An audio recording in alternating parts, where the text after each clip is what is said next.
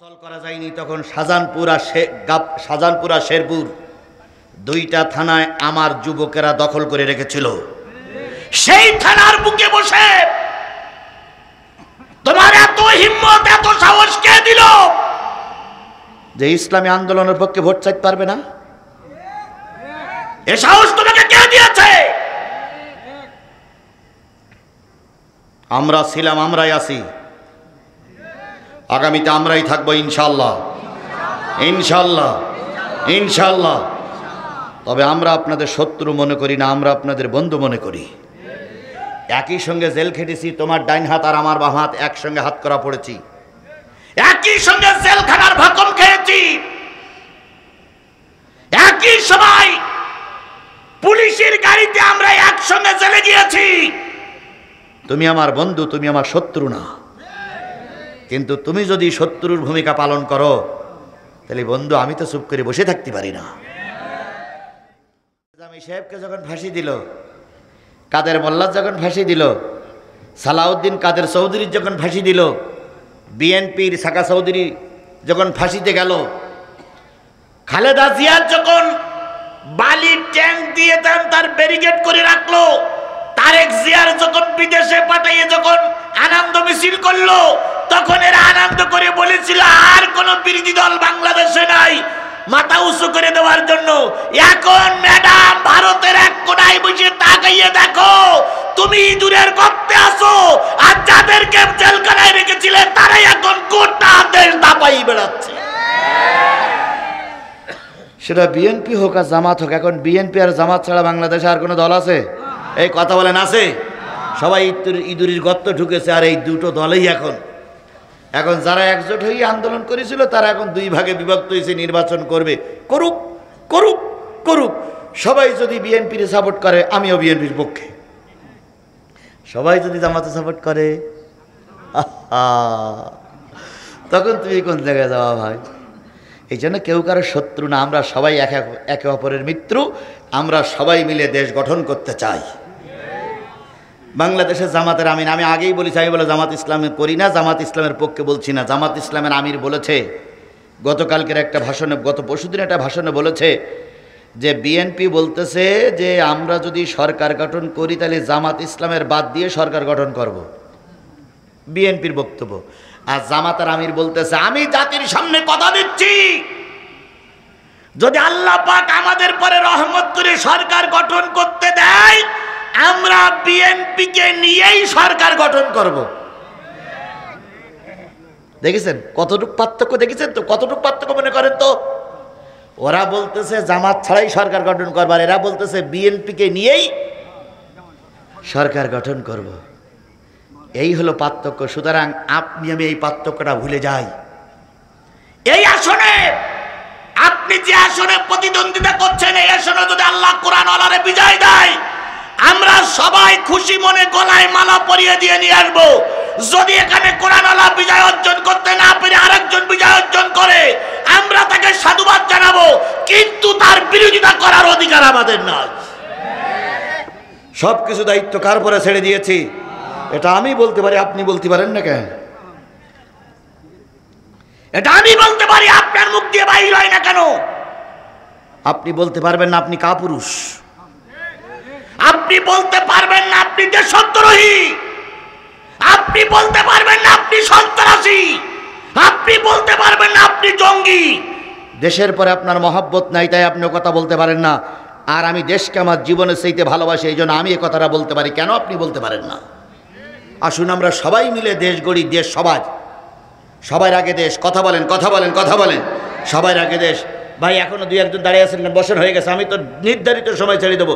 আমার ভাই আপনি স্টেজে আসেন, এখানে আসেন, ওখানে দাঁড়িয়েছেন এখানে আসেন, আল্লাহ আপনার সম্মান বাড়াই দিক। এই ছেলেরা বসো, আল্লাহ কবুল করুন। আমার ভাইরা, যে জিনিসটা বোঝাচ্ছিলাম, রসুল বড় একা, ধর্মের দাওয়াত দিয়ে পারে না। যখন তিনি কষ্ট পাচ্ছেন ঠিক সেই সময় আল্লাহ বললেন নবী টেনশন করো না, কষ্ট পেও না, আমি তোমার দলে দুইজন বাগা বাগা নেতা ঢুকাইয়ে দিচ্ছি। কয়জন বাগা বাগা নেতা? হযরত ওমর আসলেন নবীকে হত্যা করার জন্য। ইতিহাস আপনাদের জানা আছে। নবী ওমর আসলেন নবীকে হত্যা করার জন্য। এসেই নবীকে হত্যা না করে সে কালেমা পড়ে মুসলমান হয়ে গেল। বলুন তো ওমর বাগানে তাদের ভিতরে একজন আছে না নাই? তারপরও এখনো ইসলাম প্রচার করার মতন পরিবেশ হয়নি। আবু জেহেল চিন্তা করল, রসুলের দলে যখন লোক বেশি হয়ে যাচ্ছে, এখন তার ছাড় দেওয়া যাবে না, এবার রসুলকে দুনিয়ার থেকে সরাই দিতে হবে।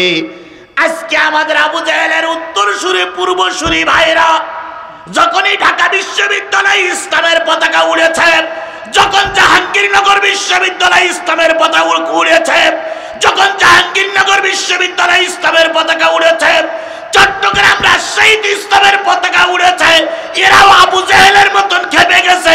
এদেরও ধারণা এবার ইসলাম বিজয় অর্জন করবে।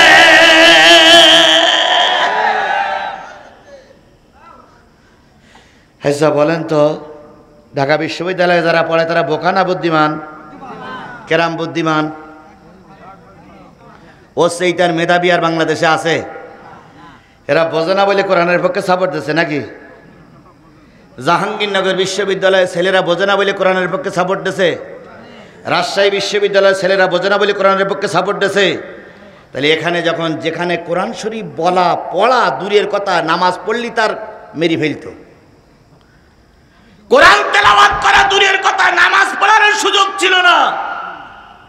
সেখানে এখন কোরআনের পতাকা উঠছে, তারা বুঝলো। আর শাহজাহানপুরীর মানুষেরা এত চালাক, এত বুদ্ধিমান, এখনো বলতেছে ভোট কারে দেব, এখনো বলতেছে কার পিছনে দৌড়বো, এখনো বলতেছে কাজ সাপোর্ট করব। ঢাকা বিশ্ববিদ্যালয়ের মেধাবী ছাত্ররা যারা আগামী দিনের দেশ পরিচালনার কাণ্ডারি, ঢাকা বিশ্ববিদ্যালয় থেকে বড় বড় নেতা বেরিয়ে আসে, কথা বলেন কথা বলেন কথা বলেন।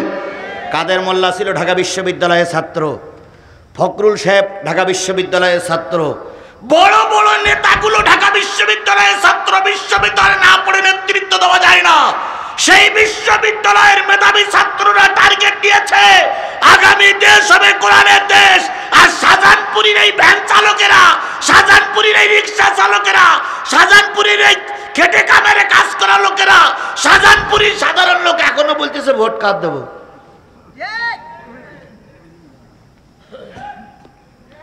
আবার আপনারা ছোট মনে করেন না, আপনাদের রিক্সা চালক বলেছি, কালকে বলবে হুজুর আমাদের রিক্সা চালক বলে তিরস্কার করেছে। না ভাই, সবাই কিন্তু ম্যানেজার হতে পারে না, সবাই কিন্তু অফিসার হতে পারে না। রিক্সা চালকের দরকার আছে না নাই? আপনি যদি আলু রোপণ না করেন তাহলে সারা দেশের লোক আলু খাইতে পারবে না। সুতরাং আপনাদের সম্মান অনেক বেশি। তবে শিক্ষিত লোক যেদিকে গেছে, শিক্ষিত লোক যে পথে দেশ যাবে সেই পথে। এই মুরব্বী লোকটা উঠলেন কেন? রুমাল পরা লোক।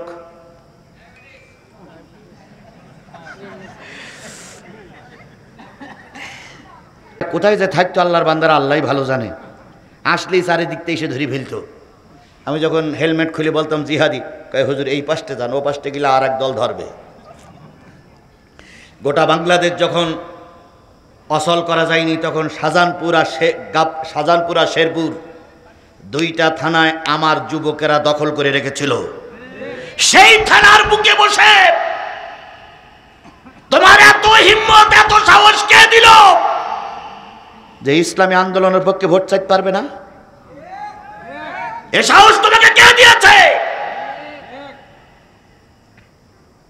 আমরা ছিলাম, আমরাই আছি, আগামীতে আমরাই থাকবো ইনশাল্লাহ, ইনশাল্লাহ, ইনশাল্লাহ। তবে আমরা আপনাদের শত্রু মনে করি না, আমরা আপনাদের বন্ধু মনে করি। একই সঙ্গে জেল খেটেছি, তোমার ডাইন হাত আর আমার বাম হাত একসঙ্গে হাত করা পড়েছি, একই সঙ্গে জেলখানার ভাকম খেয়েছি, একই সময় পুলিশের গাড়িতে আমরা একসঙ্গে জেলে গিয়েছি। তুমি আমার বন্ধু, তুমি আমার শত্রু না। কিন্তু তুমি যদি শত্রুর ভূমিকা পালন করো, তাহলে বন্ধু আমি তো চুপ করে বসে থাকতে পারি না। ভাই ছোট্ট একটা কথা বলবো, 2 মিনিট সময় দেবেন? দেবেন? 2 মিনিট সময় দেবেন? এই 2 মিনিটের ভিতরে আমি আপনাদের পায়ে ধরে করজোড়ে অনুরোধ করছি। এই দেখেছেন আমি বলার আগে 2 সিগন্যাল উঠে গেল, এই ওটা খারাপ। আমি ছোট্ট একটা অনুরোধ করবো, এই 2 মিনিটের ভিতরে কোনো লোক উঠতে পারবেন না। তারপর আপনি 2 মিনিটের পরে উঠবেন, আমার দুঃখ নেই, 2 মিনিটের ভিতরে উঠতে পারবেন, এই 2 মিনিট সময় দেবেন আপনি আমার। সেটা হলো এখানে দেখেন বারবার বলা হচ্ছে যে এই যে হাফিজি মাদ্রাসাটা, এই হাফিজি মাদ্রাসাটার উন্নয়ন কল্পে এই জায়গাটা কিনেছে, এই জায়গাটার জন্য 15 লক্ষ টাকা এখনো তারা ঋণ আছে।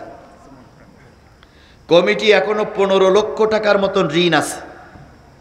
আজকের এই মাহফিল দিয়ে তারা চাইছিল কিছুটা হলে যেন ঋণ মৌসুম হয়। এখন এই ঋণ মৌকুব করার জন্য এই 15 লক্ষ টাকার ভিতরে আমার যদি 50টা টাকা থাকে তাহলে ওনারা উপকৃত হবেন। জায়গাটা কিনে এনেছেন, জায়গাটা উপকৃত হবে, মাদ্রাসাটা চলবে। কোরআনের মাদ্রাসা টিকায় রাখার জন্য আপনার কাছে যদি 50টা টাকা দাবি করি, দেবেন ভাই? গল্প করি বলবেন যে হুজুর যেই টাকা চাইছিল সেই আমি চলে আইছি, যদি মা বেঁচে থাকে তো মা মারবে এক বকসি নাক ব্যাটে, আর বউ যদি বেঁচে থাকে বউ ঘরে ঢুকতেই দেবে না, কয় তুই ইসলামের দুশ্মন। মাদ্রাসার জন্য টাকা চাইলাম, আর কিছু লোক চলে গেল। 1.5 ঘন্টা ওয়াজ করলাম, একটা লোক উঠলো না। আর মাদ্রাসার জন্য যেই টাকা চাইছে সে চলে গেছে। এরা ইসলামের দুশ্মন, ইসলামের পক্ষে লোকেরা নয়। ফিরে আসো ভাই, ফিরে আসো, ফিরে আসো। অস্ত্র শেষ করে যাই, মোনাজাত করে যাই। তোমার বাপ মা কবরে আছে, আমার বাপ মা কবরে আছে, সব বাপ মার জন্য দোয়া হবে। আমি মুসাফির, 400-450 কিলোমিটার দূরের থেকে আসছি, দোয়া করব। আমার সঙ্গে দোয়ায় শরীক হন। ভাই ফিরে আসেন, ভাই ফিরে আসেন। যে কজন লোক আছেন দাঁড়িয়ে আছেন, বসেন ভাই, বসেন, দোয়া হবে। আমি তো টাইম বেঁধেই দিয়েছি, 12টার সময় যদি শেষ করি, আর 15 মিনিট বাকি আছে। এতক্ষণ বসতে পারলেন, আর আল্লাহর বান্দা 15 মিনিট বসতে পারল না। ও মিডিয়ার সোনামানিকিরা, মিডিয়ার পক্ষ থেকে 300 অধিক টাকা মিডিয়ার সোনামানিকেরা দান করেছে। আল্লাহ মিডিয়াদের পরে রহমত নাজিল করুক। আরও জোরে বলেন আমিন। বলছিলাম সাবেক মেম্বার আব্দুর রশিদ বুলু ভাই, তিনি মাদ্রাসার যত ছাদ লাগবে, মানে ওই ঢালাইয়ের সময় যত ছাদ লাগবে বিল্ডিংয়ের, সব ছাদের রডগুলো তিনি দেবেন। কত টাকা লাগবে জানেন তো ভাই? আল্লাহ আমাদের এই সাবেক মেম্বারকে কবুল করুক, তার দানের বিনিময়ে মাদ্রাসার যাবতীয় কাজগুলো সম্পূর্ণ হয়ে যাক। সবাই মিলে বলুন আমিন, সুম্মা আমিন। 1 2 3 4 5 সব জামাইরা দেশে ওই একটা জামাই সাবেক মেম্বার। তাই এলাকার আসল লোকগুলো গেল কেন? এই এলাকার জামাই কি নাম? মৃত আবু তালেব এই এলাকার জামাই, না তালেবের জামাই? আবু তালেব এই এলাকার জামাই, 5000 টাকা। আল্লাহ কবুল করুক। আরেকটা কেনা নাম প্রকাশে অনিচ্ছুক 2000 টাকা। আল্লাহ সবার দান কবুল করুক। এই যুবকেরা, আপনাদের পক্ষ থেকে মা বোনদের কাছে কি গেছিল প্যাকেট? মা বোনেরাও দিবেন। আল্লাহ কবুল করুক। এবার চুপচাপ বসেন, আমি আলোচনাটা শেষ করি, কারণ আলোচনা বাধাই রেখে গেলে আপনারাই কষ্ট পাবেন আমার ভাইরা। হ্যাঁ, কালেকশন যারা করেছে টাকাগুলো জমা দিয়ে বসে পড়ো, বসে পড়ো। শেষ মোনাজাত ভাই, আপনারা বসে পড়েন, শেষ মোনাজাত করে আমরা চলে যাই। আমার ঘড়িতে আর 15 মিনিট সময় বাকি আছে, 15 মিনিট সময় বাকি আছে। ভাই দয়া করে বসেন। আজকের এই মাহফিল জীবনের শেষ মাহফিল হতে পারে। আপনি এখান থেকে মাহফিলের মোনাজাত না করে মেন রাস্তায় উঠেছেন, মেন রাস্তায় উঠেছেন, হতেও তো পারে, হোক এটা আমি চাইনি, হতেও তো পারে গাড়ির তলায় পড়ে মারা গেলেন। এরম হয় না ভাই, এরম আপনার জন্যই হয় না, আমার জন্যও হয়। আমি এখন ধরেন মাহফিল করে বিদায় নেব, গাড়িতে যাচ্ছি, একটা বড় গাড়ি আমার ছোট গাড়ির পরে তুলে দিল। কালকে সকালবেলা শোনা গেল জিহাদি শাহজাহানপুরীর মাহফিল করে বাড়ি যাওয়ার পথে মারা গেছে। এটা হতে পারে না, পারে না। তাহলে আজকের এই জীবনের শেষ মোনাজাতটা আপনি হেলায় হারাইয়েন না। দয়া করে বসুন, দয়া করে বসুন। আর একজন 500 টাকা নগদে দিয়েছেন, আল্লাহ কবুল করুক। আমার আলোচনার বিষয় ছিল, ওগো নবী, যায় এসেছে সব মানুষের কাছে কি করো? পৌঁছায় দাও। নবী পৌঁছাতে দিয়ে বারে বারে বাধার সম্মুখীন। আবু জেহেলের সঙ্গে দেখা। এই মুহাম্মদ সাল্লাল্লাহু আলাইহি ওয়াসাল্লাম, দাঁড়াও, দাঁড়াও। এত বড় সাহস তোমার কে দিল? এত বড় সাহস তোমার কে দিল? তুমি আমার রাষ্ট্রের ভিতরে কালেমার দাওয়াত দিচ্ছ, এত বড় সাহস তোমার কে দিল? এইখানে আমরাই ক্ষমতায় দাঁড়াবো, তোমরা ক্ষমতার জন্য প্রতিদ্বন্দ্বিতা করতে পারবা না। এখানকার ভোট আমরাই নেব, অন্য কেউ ভোট চাইতে পারবা না। এটা দুনিয়ার কোন মানুষের উক্তি নয়, গণতান্ত্রিক দেশের গণতন্ত্রের উক্তি নয়, এটা আবু জেহেলের উক্তি। এরকম মুক্তি যারা করে তারা যেন জন্মের তারিখটা ঠিক রাখে, আর মা বাবার কাছে শোনে যে আমার জন্ম ঠিক না বেঠিক। যাদের জন্ম ঠিক থাকে তারা এরকম স্বৈরাচারীমূলক কথা বলতে পারে না। আপনি কেন দেশের কথা ভুলে যান, কেন দশের কথা ভুলে যান?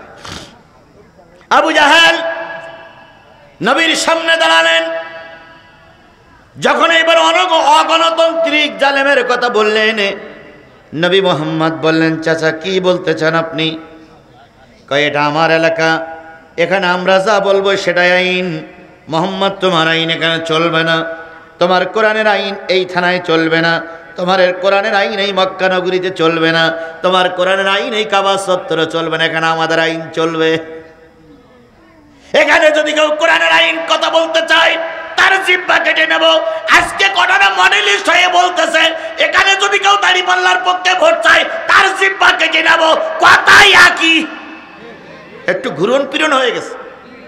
কথা কি একই, কিন্তু একটু কি হয়েছে, মডেলিস্ট হয়েছে, ঘুরন ফিরন হয়েছে। এ কথা গণতান্ত্রিক কথা নয়, এ কথা স্বৈরাচারীর কথা। এ কথা শুনলে বোঝা যায় এ কথা হাসিনার কথা, এ কথা শুনলে বোঝা যায় 17 বছরের আওয়ামী লীগের কথা।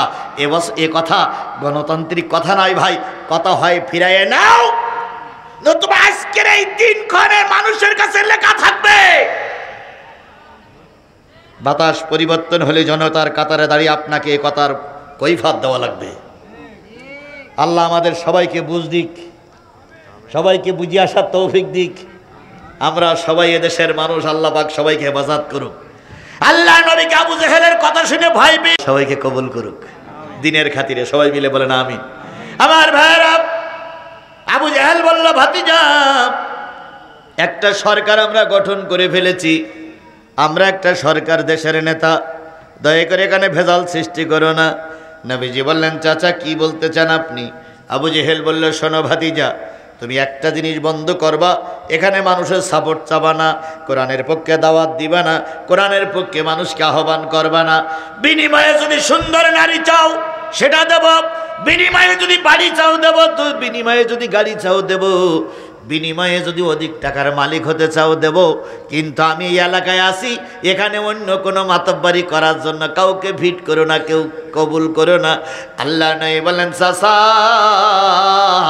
যেটা দিতে পারেন ওটাও যদি দেন, আর যেটা দিতে না পারেন সেটাও যদি দেন, ওই আকাশের চাঁদ আর ওই আকাশের সূর্য দুটোই যদি আমার হাতে তুলে দেন, তবুও কালেমার দাওয়াত, দ্বীনি আন্দোলনের দাওয়াত বন্ধ করব না।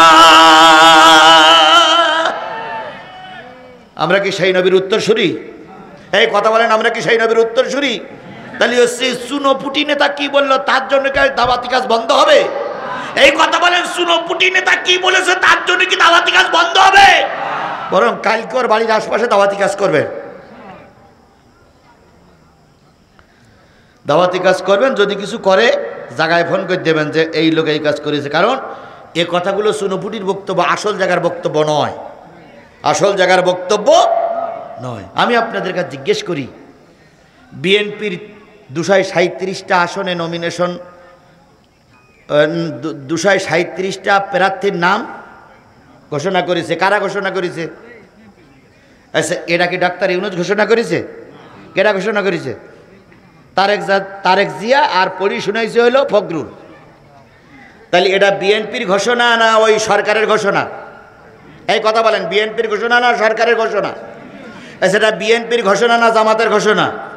তাহলে আপনারা আসনে সিট দিয়েছে তারেক জিয়া, খালেদা জিয়া, ফখরুল, আপনারা 237টা জায়গায় প্রার্থীর নাম ঘোষণা করেছেন। আপনারা কেউ মেনে নিয়েছেন, কেউ মেনে নেননি। এর জন্য রাস্তা বন্ধ কেন? এর জন্য গাড়ি পোড়াচ্ছেন কেন? এর জন্য হরতাল কেন? হ্যাঁ, গাড়ি পোড়াবো, হরতাল ডাকবো সরকার যখন একটা খারাপ কাজ করবে। আপনারা তো সরকারে না, আপনারা আছেন একজন লন্ডনে, আর একজন আছেন ঘরের মধ্যে, আর একজন আছে ওই কোন জায়গায় ঠাকুরগাঁয়। তাহলে আপনারাই ঘোষণা করেছেন, বোঝাপড়া আপনাদের সঙ্গে হোক, গাড়ি ভাঙতেছেন কেন? হরতাল ডাকতেছেন কেন? কে জন্য হরতাল ডাকেন আপনারা? কে জন্য গাড়ি পোড়ান আপনারা? আপনারা কে জন্য মারামারি করেন? ওয়াজ করেছি আমি, দাওয়াত করেছে কমিটির লোকেরা। তাহলে বোঝাপড়া করলে বক্তার সঙ্গে আর কমিটির সঙ্গে হবে। আপনারা সাধারণ লোকের মারতেছেন কেন? সাধারণ লোকের কি দোষ? তাহলে সাধারণ লোক মার খাচ্ছে, আর বক্তা আর কমিটি ঠিকই বেঁচে যাচ্ছে। যারা ঘোষণা করলে তারা কিচ্ছু হচ্ছে না, আর ঘোষণা করেই রাস্তা পোড়াচ্ছেন, গাড়ি পোড়াচ্ছেন।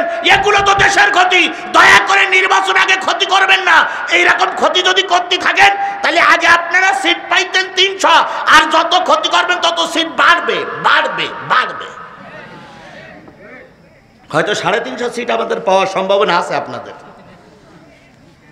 ক্ষতি করেন না, দেশের ক্ষতি করেন না। 17 বছর দেশ সর্বনাশ হয়েছে, আর দেশের ক্ষতি করেন না।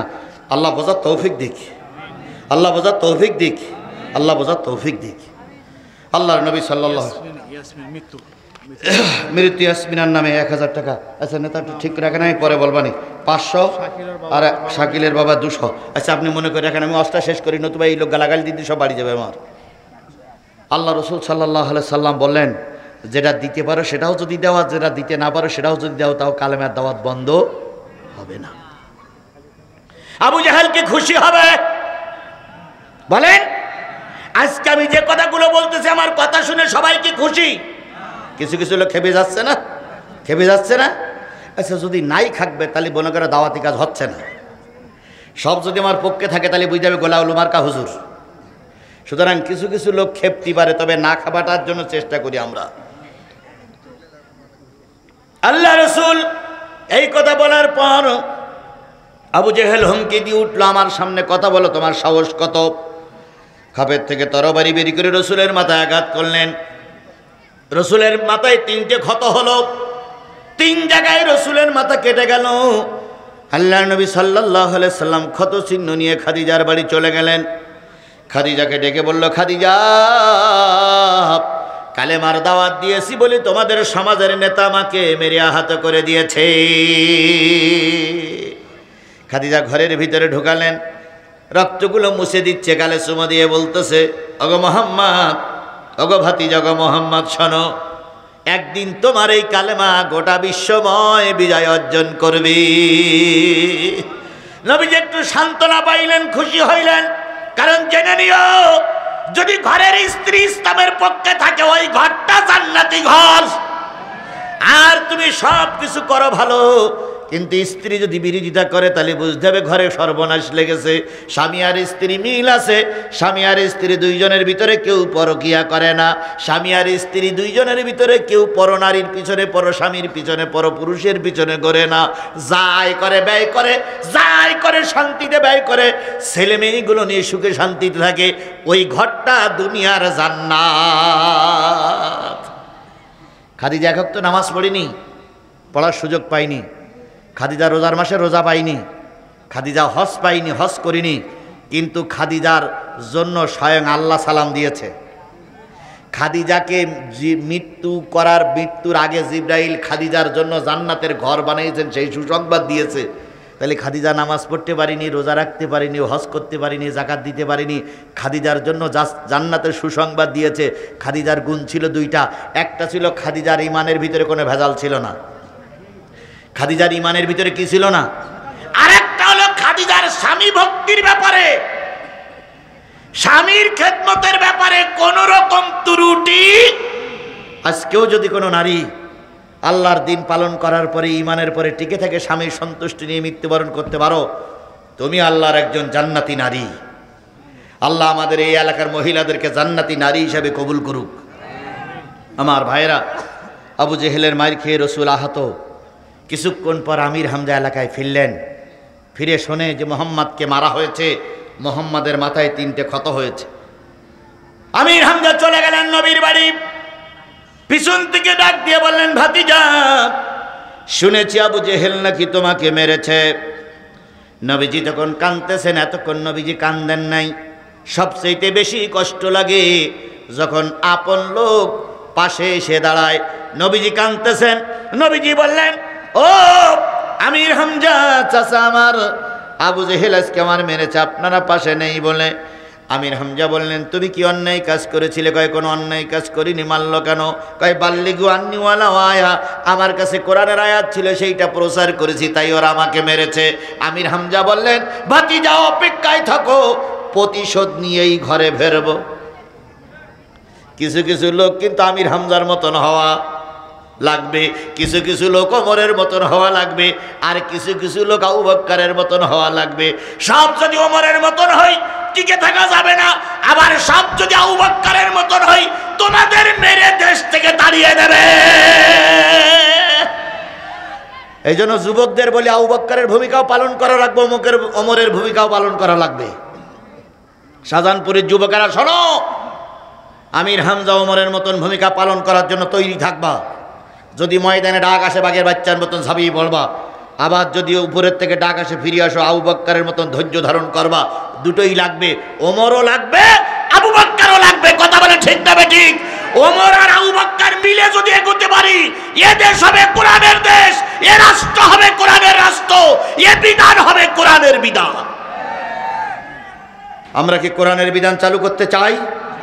তাহলে বাংলাদেশের 300 আসনের ভিতর থেকে যদি কোনো জায়গায় কোরআনের বন্ধু পাশ না করে, শাহজাহানপুর গাবতলী থেকে কোরআনের একজন সৈনিক বের করে আনতে হবে। আর সেই বের করে আনার জন্য আপনারা যতগুলো নারী পুরুষ আছে, আপনাদের কোরআনের পক্ষে একটু সাপোর্ট চাই। আপনারা কি কোরআনের পক্ষে সাপোর্ট দেবেন? কোরআনের পক্ষে সাপোর্ট দেবেন? কোরআনের পক্ষে সাপোর্ট দেবেন? কারা কারা কোরআনের পক্ষে সাপোর্ট দিতে রাজি আছেন? 2 হাত উঁচু করে আল্লাহরে দেখান। আল্লাহ এই হাতগুলো তুমি কবুল করে জোরে একটা তাকবীর দেবেন। নারায়ে তাকবীর, লিল্লাহি তাকবীর। আল কোরআনের আলো, তোমার নেতা আমার নেতা, দুনিয়ার মুসলিম, লিল্লাহি তাকবীর। হাত নামান। আমি কিন্তু কোনো পার্টির পক্ষে ভোট দিতে বলিনি একবারও।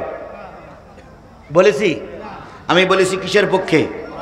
আচ্ছা, এ কোরআন কি বিএনপির নয়? এ কোরআন কি আওয়ামী লীগের নয়? এ কোরআন কি জামাত ইসলামের নয়? তাহলে কোরআনের পক্ষে থাকবে, তা আপনার সমস্যা কোথায়?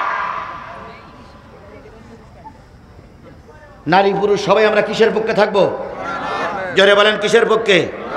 এই মাইক ওয়ালারা কোন পক্ষে? কোরআনের পক্ষে না থাকলে মাহফিল বন্ধ, বুঝতে পারবে। আল্লাহ সবাইকে কোরআনের পক্ষে কবুল করুক। আমির হামজা প্রতিশোধ নিলেন, আবু জেহেলের মাথায় 3 বাড়ি মারলেন।